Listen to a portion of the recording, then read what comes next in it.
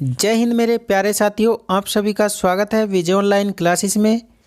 तो guys, next question answer, जंतुओं में जनन कैसे होता है। 8th क्लास की साइंस ऑल कंपटीशन एग्जाम के लिए, ऑल बोर्ड एग्जाम के लिए, ऑल यूनिवर्सिटी एग्जाम के लिए, कोई भी कंपटीशन हो, IAS, PCS, railway, SSC, judicial magistrate हो, पुलिस भर्ती हो, महिला हो, हेड कांस्टेबल, सभी भर्तियों में इम्पोर्टेंट्स, ठीक है गाइस। यानी कि जीके, जनरल नॉलेज सभी के लिए बहुत महत्वपूर्ण है। आज कंपटीशन का ज़माना है और हमारी सरकारें कंपटीशन पे ध्यान कम दे रही हैं गाइस। पढ़ाई लिखाई का महत्व बहुत कम होता जा रहा है, लेकिन देखते हैं फिर भी। और गाइस देखिए, नेक्स्ट क्वेश्चन देखते हैं। तो क्वेश्चन नंबर आपका है, यानी कि मादा के किस जनन अंग में भ्रूण का रोपण होता है। ठीक है गाइज, जीव जनन कैसे करते हैं। तो मादा है, यानी कि मादा के किस जनन अंग में भ्रूण का रोपण होता है। तो देखते हैं इसका आंसर। तो इसका आंसर है गाइज, राइट आंसर होगा गर्भाशय, यूट्रस। ठीक है गाइज, क्या है, गर्भाशय।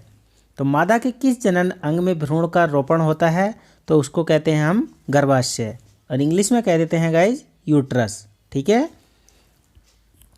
नेक्स्ट आगे देखते हैं।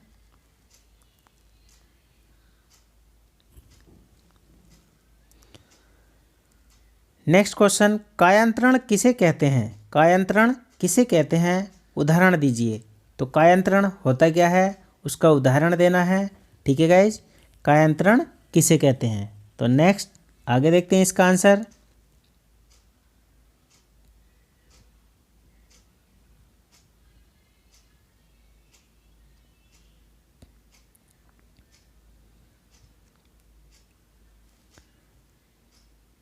गाइज इसका आंसर मिस्टेक से रह गया है। तो गाइज आगे देखते हैं नेक्स्ट क्वेश्चन। तो नेक्स्ट क्वेश्चन है आपका, कौन सा शरीर का भाग शुक्राणु उत्पादित करता है, अंडाणु उत्पादित करता है, आदमी से शुक्राणु मादा में भेजता है। तो कौन सा शरीर का भाग, तो देखते हैं कौन सा शरीर का भाग है।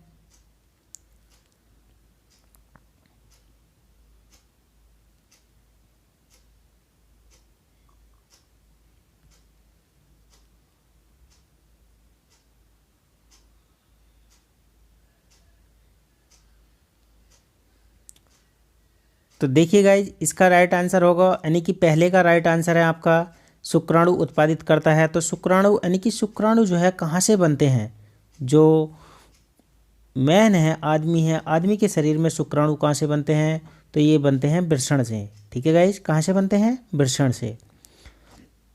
जो लिंग के नीचे दो वृषण होते हैं, गोल गोल से अंडे होते हैं, तो उनको हम वृषण कहते हैं, और वृषण से ही हमारे शुक्राणु उत्पादित होते हैं।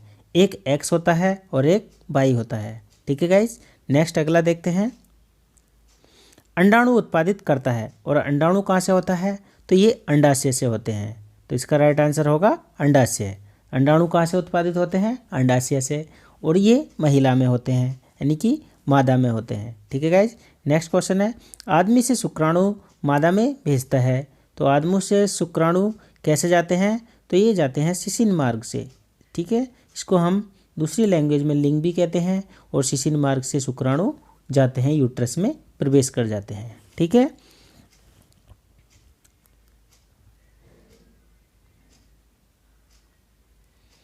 नेक्स्ट क्वेश्चन देखते हैं गाइज।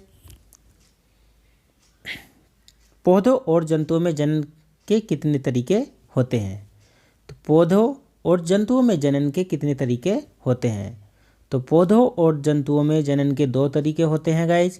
कितने तरीके होते हैं, 2। यानी कि जितने भी पौधे होते हैं, प्लांट्स होते हैं, उन और जंतुओं में भी जनन के कितने तरीके होते हैं, 2। एक तो लैंगिक तरीका है और एक अलैंगिक तरीका है। ठीक है गाइज, आपको बस इतना ही ध्यान रखना है, यानी कि कितने प्रकार से होता है, एक लैंगिक और एक अलैंगिक। नेक्स्ट आगे देखते हैं।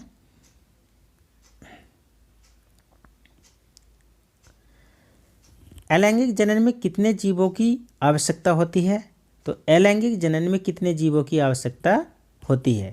तो अलैंगिक जनन जो होता है वो एक से ही हो जाता है। ठीक है गाइज, यानी कि एक ही जीव की आवश्यकता होती है। तो अलैंगिक जनन में कितने जीवों की आवश्यकता होती है? एक ही जीव की आवश्यकता होती है। नेक्स्ट आगे देखते हैं। लैंगिक जनन में कितने सजीवों की आवश्यकता होती है और लैंगिक जनन में कितने सजीवों की आवश्यकता होती है?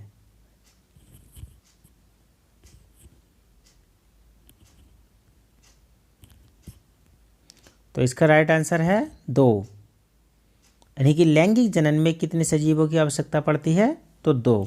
ठीक है गाइज, नेक्स्ट आगे देखते हैं अगला क्वेश्चन। नेक्स्ट क्वेश्चन है,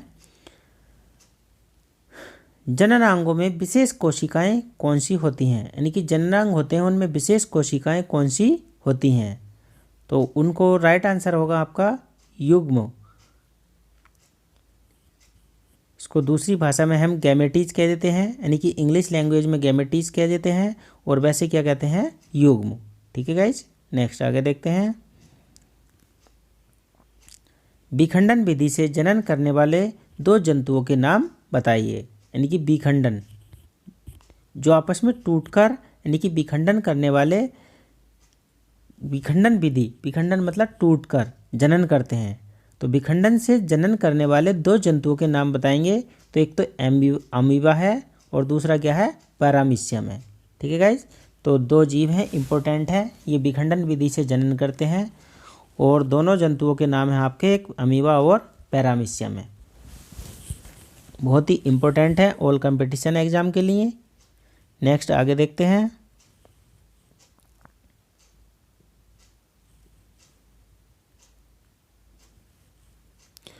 कौन से जीवों में मुकुल जनक के शरीर पर लगी रहती है? मुकुल, यानी कि कौन से जीवों में मुकुल जनक के शरीर पर लगी होती है? तो ये है स्पंज, कोरल। उसका राइट आंसर होगा स्पंज कोरल।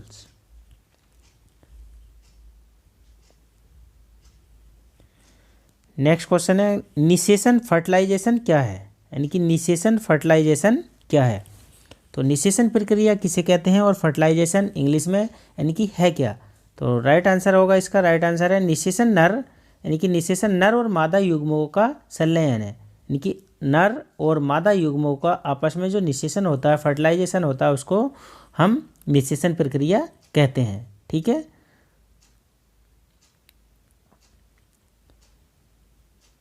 नेक्स्ट क्वेश्चन, 2 उभयलिंगी जंतुओं के नाम बताएं। तो यानी कि 2 उभयलिंगी जंतुओं के नाम बताएंगे।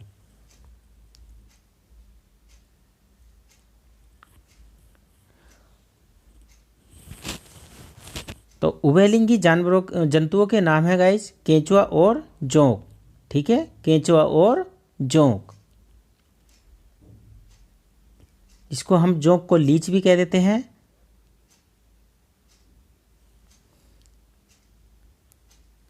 नेक्स्ट आगे देखेंगे,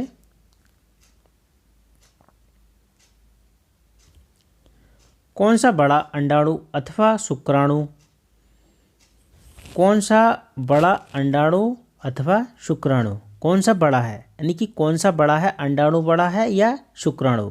तो अंडाणु बड़ा होता है गाइस, शुक्राणु बहुत छोटे से होते हैं। स्पर्म्स जो होते हैं बहुत छोटे होते हैं। ठीक है, वो हमें दिखाई नहीं देते हैं, सूक्ष्मदर्शी की सहायता से हम उन्हें देख सकते हैं। ठीक है गाइज, और अंडाणु वो जो है बड़ा होता है।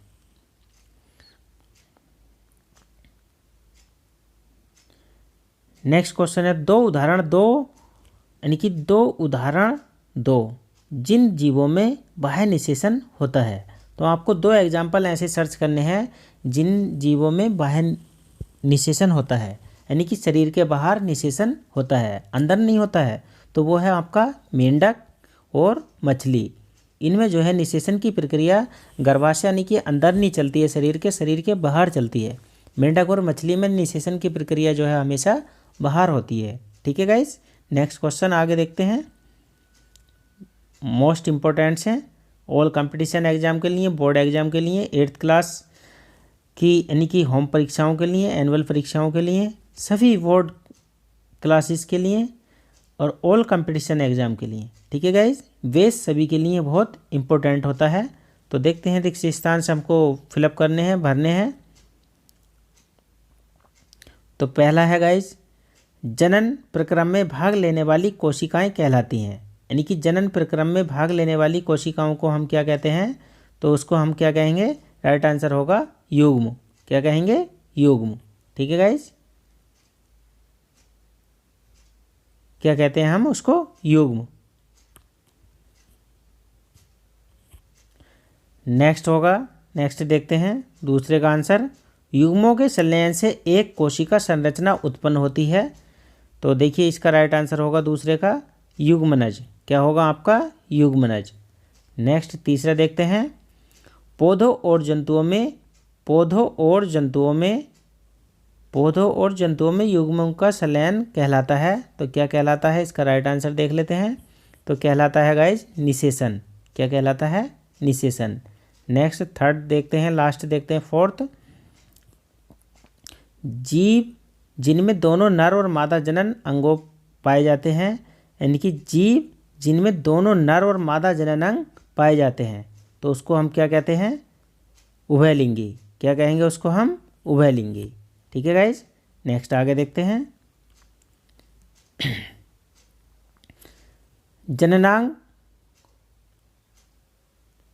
जननांग गोनाड्स क्या है।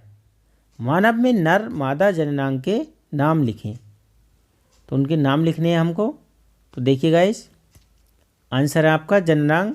जो विशेष कोशिकाएं युग्मनज उत्पन्न करते हैं जननांग कहलाते हैं। मानव नर जननांग वृषण, मानव मादा जननांग अंडाशय। ठीक है, यानी कि मानव जननांग क्या होता है, वृषण, जिससे नए बेबी का निर्माण होता है, यानी कि बच्चा जन्म लेता है। और मादा का होता है अंडाशय। ठीक है गाइज, दोनों से निषेचन के दौरान जो है नए बेबी का निर्माण हो जाता है। नेक्स्ट आगे देखते हैं।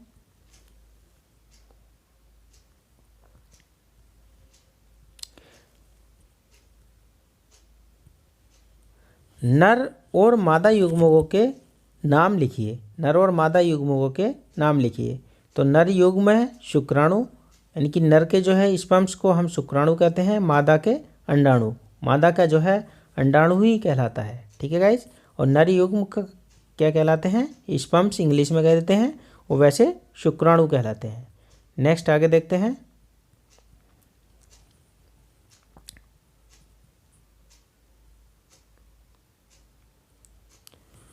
बाह्य निषेचन और आंतरिक निषेचन का एक एक उदाहरण देना है। बाह्य निषेचन किसे कहते हैं और आंतरिक निषेचन फर्टिलाइजेशन क्या होता है। तो देखते हैं गाइज उदाहरण। बाह्य निषेचन मेंढक में होता है, यानी कि बाह्य निषेचन मेंढक में होता है, आंतरिक निषेचन मानव में होता है। ठीक है, क्योंकि मानव माँ के पेट में बच्चा अंदर पलता है और मेंढक का जो बच्चा बेबी निर्माण होता है वो बाहर होता है। ठीक है, आगे देखते हैं। शुक्राणु नली वाश डिफरेंस का कार्य है। जो शुक्राणु नली होती है उसका क्या कार्य है। तो शुक्राणु नली वृषण से शुक्राणु गर्भाशय में स्थानांतरण करती है।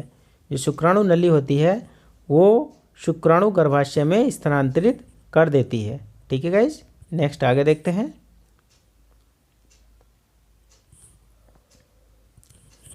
हाइमन, हाइमन किसे कहते हैं। तो हाइमन क्या है। हाइमन योनि वग्निना के बाहर पतली झिल्ली का डायफ्राम हाइमन कहलाता है। ठीक है, यानी कि ये यूट्रस के बाहर जो होता है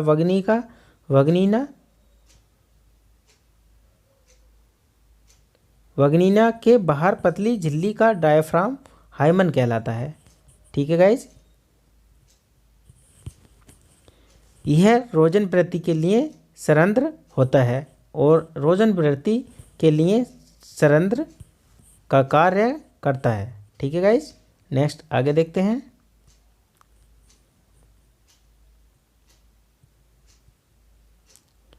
क्लोनिंग की परिभाषा दें। क्लोनिंग क्या है। तो क्लोनिंग किसे कहते हैं।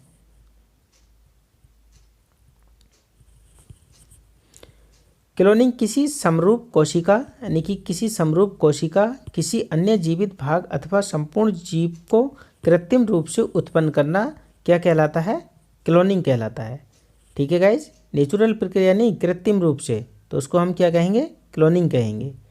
नेक्स्ट क्वेश्चन है, किस जंतु की सफलतापूर्वक क्लोनिंग सर्वप्रथम यानी विल्मट ने एडिनबर्ग स्कॉटलैंड के रॉयल इंस्टीट्यूट में की थी? तो देखिए उसका नाम देखते हैं। तो वो थी डोली भेड़। उसका नाम क्या था? वो थी डोली भेड़। सबसे पहले क्लोनिंग किसकी की गई थी? डोली भेड़ की। नेक्स्ट आगे देखते हैं। पहले स्तनधारी का नाम लिखें जिसे क्लोन किया गया था। तो देखिए पहला स्तनधारी है जिसको हमने क्या किया गया था? क्लोनिंग के द्वारा बनाया गया था। तो 5 जुलाई 1996 में पैदा हुई डोली भेड़। किसका क्लोन तैयार किया गया था? डोली भेड़ का। नेक्स्ट क्वेश्चन देखते हैं।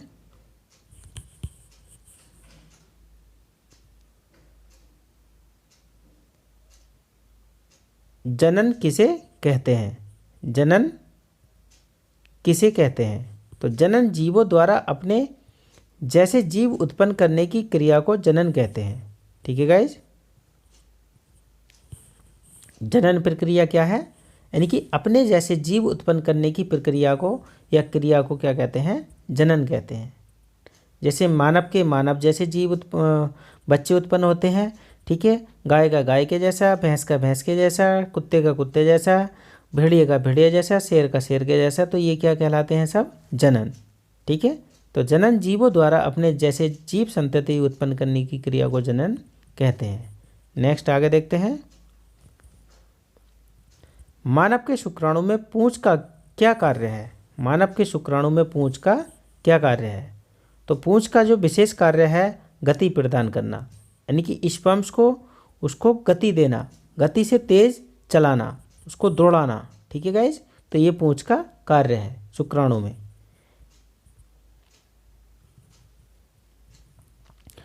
अंडोत्कर्ष किसे कहते हैं? अंडोत्कर्ष किसे कहते हैं? तो अंडोत्कर्ष अंडाशय द्वारा अंडाणु निकालने की क्रिया को अंडोत्कर्ष कहते हैं। ठीक है। अंडोत्कर्ष क्या है?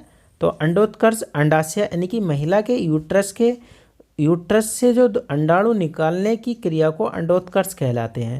यानी कि अंडाशय से अंडाणु निकलता है। जो अंडाशय है उसके अंदर अंडे के अंदर अंडाणु रहता है, तो उससे जो वो बाहर निकलता है तो उसको हम क्या कहते हैं? अंडोत्कर्ष कहते हैं इस क्रिया को। ठीक है गाइज। नेक्स्ट आगे देखते हैं।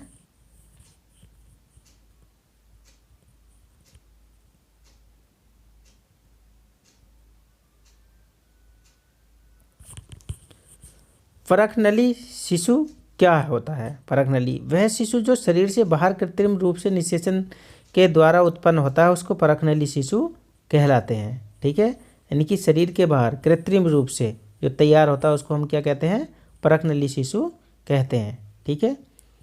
तो नेक्स्ट क्वेश्चन है IVF का पूरा नाम क्या है? IVF। तो IVF का पूरा नाम है इन विट्रो निषेचन। इन विट्रो निषेचन।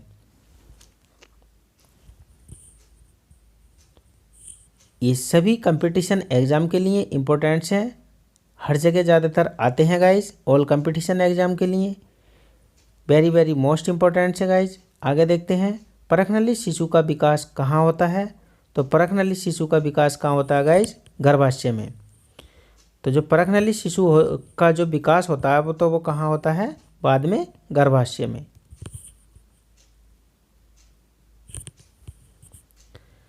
नेक्स्ट, अंडप्रजक जंतु क्या होते हैं? अंडप्रजक जंतु क्या होते हैं? तो वे जंतु जो अंडे देते हैं उनको अंडप्रजक जंतु कहलाते हैं।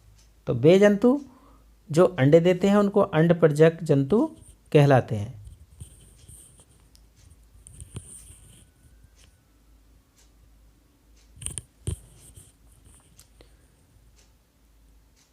जरायुज जंतु क्या होते हैं? जरायुज जंतु क्या होते हैं?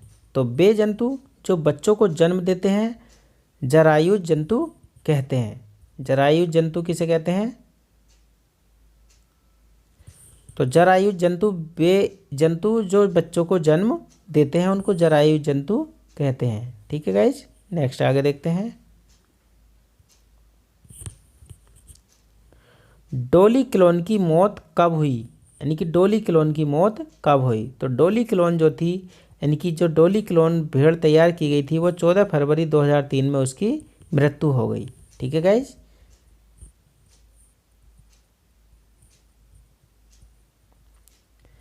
किस जनन में नर तथा मादा की आवश्यकता नहीं होती है? यानी कि किस जनन में नर और मादा की आवश्यकता नहीं होती है?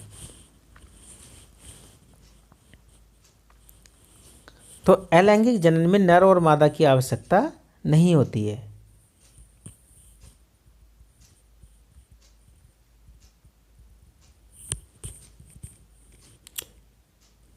किस जनन में नर और मादा की आवश्यकता नहीं होती है? तो राइट आंसर होगा इसका अलैंगिक जनन में। ठीक है, नेक्स्ट आगे देखते हैं।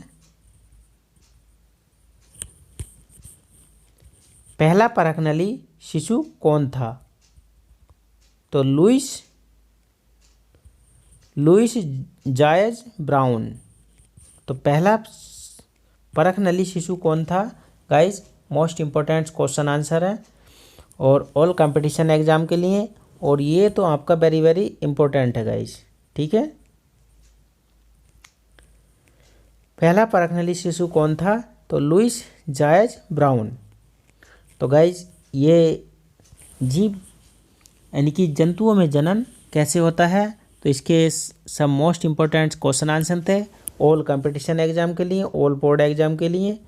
तो गाइस वीडियो को लाइक और शेयर कर दीजिए। जिसने चैनल को सब्सक्राइब नहीं किया एक बार सब्सक्राइब कर लें, बेल आइकन ऑल प्रेस कर लें, ताकि आने वाले वीडियो के नोटिफिकेशन आपको सबसे पहले और सबसे जल्दी मिल जाएं। ठीक है गाइस, तब तक के लिए जय हिंद जय भारत। मिलते हैं